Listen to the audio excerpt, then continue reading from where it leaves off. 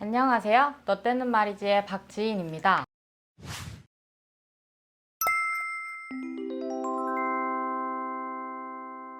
선생님 안녕하세요. 안녕하세요. 롯데만 선생님입니다. 오늘은 저번 시간에 이어서 5G에 대해 롯데말 선생님과 인터뷰 이어가겠습니다. 그럼 첫 번째 질문 드리겠습니다. 요즘 사람들이 집에 있을 때나 일상적으로 음악을 많이 듣는 것 같아요. 그리고 현재 기술이 발전하면서 음악도 스트리밍으로 듣는 게 일반적이게 된 것 같은데, 근데 예전 기술이었던 LP가 또 요즘에 많이 유행을 하더라고요. 그래서 발전된 기술보다 예전 기술을 사람들이 그런 기술을 찾는 사람들이 늘어나는 이유가 있을까요? 아주 중요한 질문 같아요. 이거는 인간을 이해해야지 나올 수 있는 질문이거든요. 지인님은 LP 들어본 적 있어요? 본 적이라도 있어요? 네, 집에 LP가 아, 있어서. 있어요? 네. 아버지 때문에 네, 아니면 아버지가. 아버지께서 네. 지인님의 LP로 들으라면 듣겠어요? 제가 가장 갖고 싶은 게 아, 그래요? LP여가지고. 네. 왜? 뭔가 약간 조금 요즘에는 감성을 좀 중요시하는 어, 사회다 보니까. 감성. 네. 그래서 일단 일반적으로 이동할 때는 확실히 스트리밍으로 듣거나 그런 게 편하긴 한데, 어. 집에서 뭔가 감성을 좀 살리려고 하면 어. LP로 듣는 게 조금 좋을 것 같아서. 이 이야기에 공감이 되시면은 앞으로 제가 할 말씀도 아마 이해가 쉽게 될 것 같아요. 무슨 말이냐면은 이렇습니다. 여러분, 자율주행 자동차의 시대가 되면은 빠르면 2025년서부터 아마 자율주행 자동차 이제 풀 드라이빙이라고 완전히 나놓고 우린 딴 거 해도 되는 게 아마 2025년 정도로 보고 있거든요. 얼마 안 남았어요. 그럼 한 2030년 지나면은 정말 편안하게 우리가 차 안에서 운전 안 하고 딴 걸 할 수 있겠죠? 네. 그 시대가 되면은 운전하는 사람은 정말 없을까요? 있지 그래도 않을까요? 있을 것 예를 같아요. 들면은 저는 사실 운전하는 거 별로 안 좋아하거든요. 근데 네. 운전하는 거 좋아하는 사람도 있잖아요. 그쵸, 근데 그쵸. 그런 사람들은 자율주행 자동차 시대가 됐다고 해서 운전을 안 할까요? 운전을 하겠죠? 그래서 고급 자동차 메이커는요, 자율주행 자동차를 만들지 않습니다, 지금도. 무슨 말이냐? 아무리 기술이 발전된다고 하더라도 인간은 개성들이 다 있기 때문에 그 개성에 맞춰서 때로는 하이테크, 때로는 로우테크 선택해서 취사 선택할 것 같아요. 자, 그럼 그런 기준은 뭐냐? 만약에 내가 무슨 업무를 해야 돼.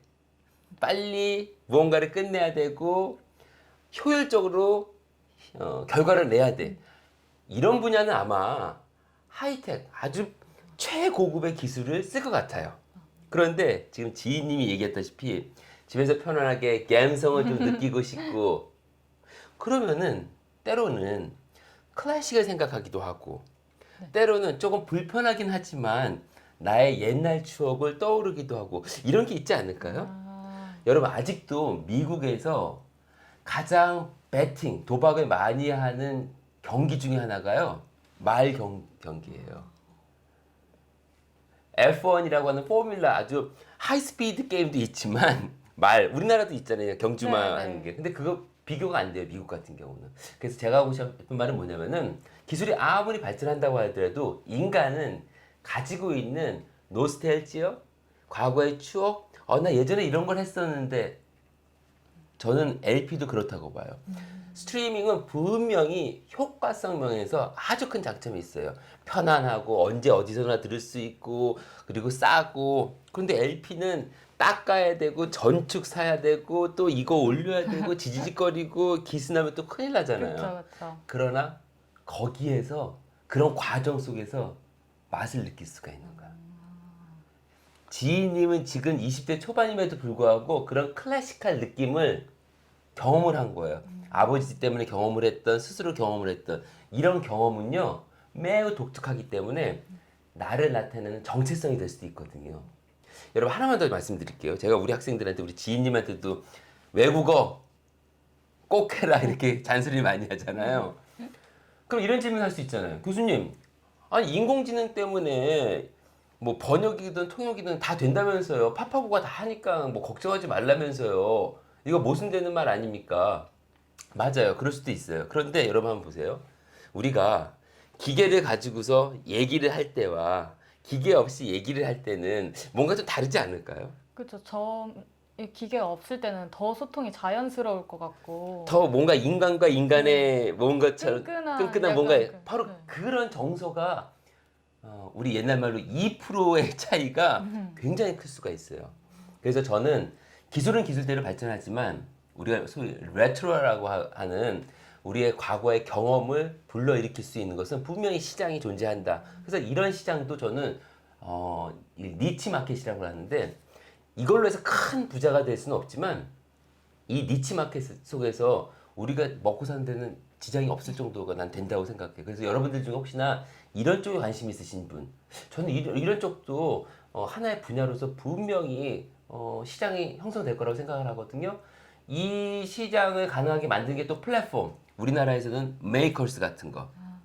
미국은요, 여러분 엣지라고 ETS와 엣지라는데 이 플랫폼이 아마존이 결코 넘볼 수 없는 마켓이라고 보거든요. 왜냐면은 우리나라 메이커스처럼 지인님이 뭘 잘 만들어 컵을 이렇게 예쁘게 만들어 예를 들면 그러면 요것만 500개 만들고 그 다음엔 또 다른 디자인을 또 500개 만들고 그러니까 지속 가능한 비즈니스가 되는 거거든요. 그래서 여러분들이 좋아하는 일 잘하는 일을 찾으시고 그거를 시장에서 어떻게 받아들여질 수 있을지 시장 조사를 하시고 사용자 조사를 하시면요 저는 충분히 그 마켓이 있다고 생각을 합니다. 네, 잘 들었습니다. 그럼 다음 질문 드리겠습니다. 1차 산업혁명은 기계와 2차 산업혁명은 전기, 3차 산업혁명은 컴퓨터라고 흔히 알려져 있는데 그렇다면 4차 산업혁명의 기반이자 핵심은 무엇이 될까요? 제가 너 때는 말이야 책에서 몇 번을 강조해서 얘기한 게 있습니다. 바로 네트워크. 그래서 우리가 이거를 줄임말로 앞으로 4차 산업혁명 시대에 제일 중요한 몇 가지가 있는데 그거를 기억하기 좋게 만든 용어가 있어요. 그게 뭐냐면은 DNA예요. D는 너때만 선생님이 벌써 뭐 너무나 많은 얘기를 했지만 D는 뭐냐면 바로 데이터입니다. N은 네트워크. 따라서 A는 자연스럽게 AI가 되겠죠. 인공지능. 물론 이것 말고도 중요하지만 기억하기 좋게 이때 가운데 있는 네트워크는 가장 기본적인 인프라예요. 네트워크가 없으면은 빅데이터도 안 되고 인공지능도 안 되는 겁니다. 그래서 국가에서 통신사들한테 빨리 5G 네트워크 막을 깔아라 하고 계속해서 잔소리를 하고요. 정책적으로 계속 푸시를 해요. 근데 문제는 뭐냐면은 통신사에서 5G 네트워크 까는데 돈이 너무 많이 드는 거예요. 그러다 보니까 통신사가 계속 눈치만 보는 거예요. 왜냐면 만약에 5G 네트워크를 통해서 무언가를 서비스할 수 있는 게 생겨나. 다른 예를 들면 우리가 유튜브 없이는 이제는 우리가 못 살겠죠? 그쵸, 그쵸. 근데 만약에 유튜브를 보기 위해서는 이제는 5G 네트워크가 있어야 됩니다라고 한다면은 아이씨 이게 뭐야 그런 게 어디 있어 하면서도 이걸 하지 않을까요? 사람들이? 왜냐면 이게 이미 중독이 돼가지고 이게 없으면 우리가 사실 필요해지니까. 그러니까 넷플릭스, 유튜브 이런 동영상 콘텐츠를 다 5G 네트워크로만 볼 수 있습니다. 그러면 아마 욕은 많이 하겠지만 어쨌든 간에 한 명, 두 명씩 늘어날 것 같아요. 근데 지금은 5G 네트워크를 통해서 할 수 있는 게 사실 별로 없어요. 그러니까 굳이 5G 네트워크를 이거를 우리가 굳이 비싼 돈 주고 사야 된다는 생각을 안 하거든요. 그러다 보니까 우리가 필요성을 못 느끼는데 4차 산업혁명에 너무나 많은 서비스가 있는데 그중 대표적인 것들이 우리들이 친숙하게 볼 수 있는 것 중에 하나가 예를 들면 가상현실이라든지 많이 들어봤던 자율주행 자동차라든지 그리고 스마트 공장이라고 해서 이제 공장도 사람이 없고 다 로봇이 하거든요. 이런 것들. 원격 진료라는 말은 뭐냐면은 지인님이 저기 전라남도 완도에 있고 저는 아산 서울병원에 있어요. 응급 환자가 생겨났어요. 서울까지 오기가 힘들어. 그러면은 로봇팔을 이용을 해서 거기에는 보건소에 계신 선생님이 딱 셋업만 해놓고 제가 원격으로 해가지고 절개 수술을 해서 뭐 맹장 수술을 한다든지 이런 식으로 할 수가 있거든요. 이거 다 5G 네트워크 기반이에요. 근데 이런 네트워크가 만약에 안 깔리거나 천천히 깔린다면 아무래도 4차 산업혁명 시대의 서비스를 우리가 이용 잘 못하겠죠. 그래서 사실 이거는 국가 간의 전쟁이에요. 중국이 먼저 빨리 까느냐, 한국이 먼저 빨리 까느냐, 미국이 먼저 빨리 가느냐, 이 전쟁입니다. 왜냐? 네트워크를 빨리 깔면은 그런 새로운 네트워크에 맞는 어떤 서비스가 나오겠죠. 그렇죠. 그럼 그 서비스를 통해서 어떤 데이터가 나오겠죠. 그러면은 롯데말 선생님이 항상 얘기했던 데이터를 모집할 수 있는 거죠. 그러니까 새로운 서비스가 가능한 거예요. 그러면 이거를 가지고서 미국이나 중국이나 동남아에 가서 우리가 팔 수가 있겠죠. 그러니까 예를 들면 여러분 쿠팡이 미국에 상장했죠. 그래서 100주까지 올라가지고 우리 한번 얘기했었죠. 네. 쿠팡이 단지 배송해가지고 100조 가치가 있느냐? 아닙니다. 테슬라가 단지 자동차 때문에 그런 가치가 있느냐? 아니에요. 이것을 통해서 데이터가 쌓이는 거거든요. 데이터가 쌓이면은 새로운 서비스를 할 수가 있어요.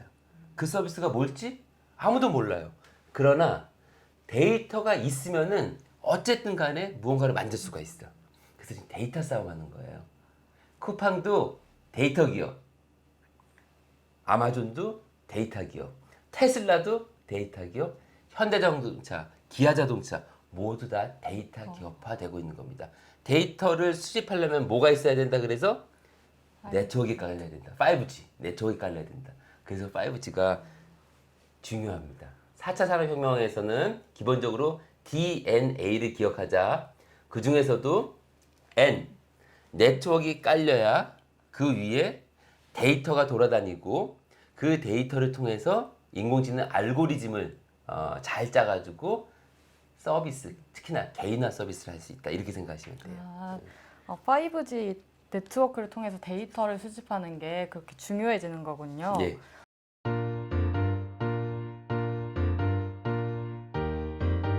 영상이 유익하셨다면 구독, 좋아요, 댓글과 알림 설정까지 부탁해요.